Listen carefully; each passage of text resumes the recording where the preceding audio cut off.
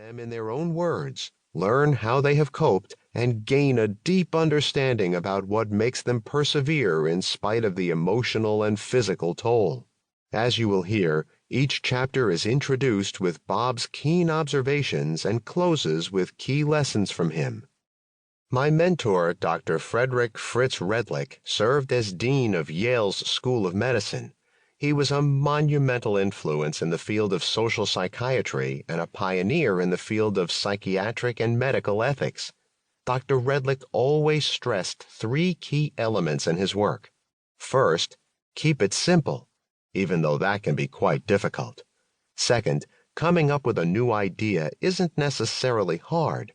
What's far more important is developing a fresh approach. And third, challenging situations often call for the right person at the right time to offer solutions.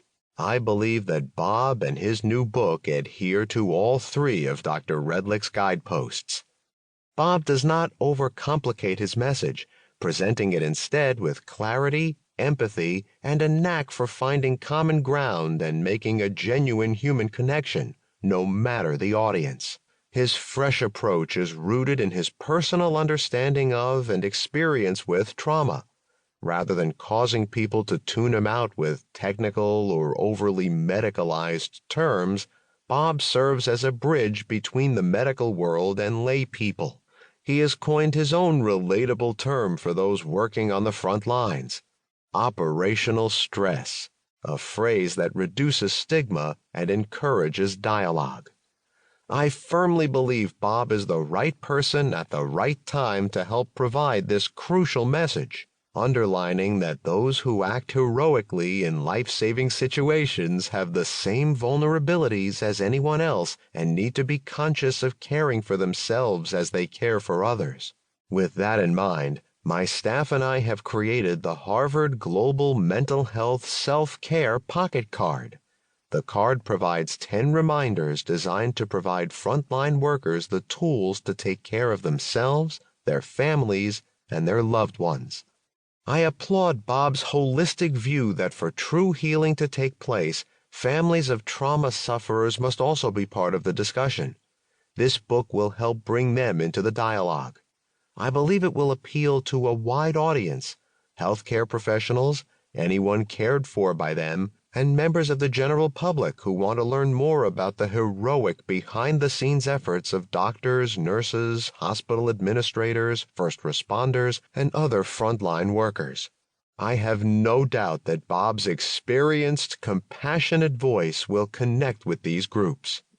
In my experience, doctors are well protected against their own emotions. We have constructed an entire biomedical model that defends them from the emotional aspects of their job. They are trained to think in terms of what do I do and how do I do it and what is the solution. But that doesn't mean they are immune to the intense stressors of their work. I believe this book's message will resonate with them. I have long believed in the power of stories to help trauma survivors. Every survivor has their own story, and it is important for them to share it, and equally important for us to hear it, as painful and heart-wrenching as these stories may be. In this book, you will gain great insight into those who have risked their safety and health to help others in this crisis, and you will be reminded that they, too, are human. Richard F. Malika, M.D., M.A.R., Professor of Psychiatry, Harvard Medical School, Director, Harvard Program in Refugee Trauma, Director, Harvard Global Mental Health Trauma Recovery, Massachusetts General Hospital, February 2022. Preface. In Search of a Finish Line. The journey of 1,000 miles begins with a single step. Lao Tzu. For anyone who has ever watched a long-distance track event live or on TV, you know the scene well. Runners crouching anxiously to start an event they have trained for relentlessly. It might be the 1,500 or 10,000-meter run, the 3,000-meter steeplechase, or a grueling marathon. But just for a moment, imagine if the organizers have declined to tell the athletes the distance.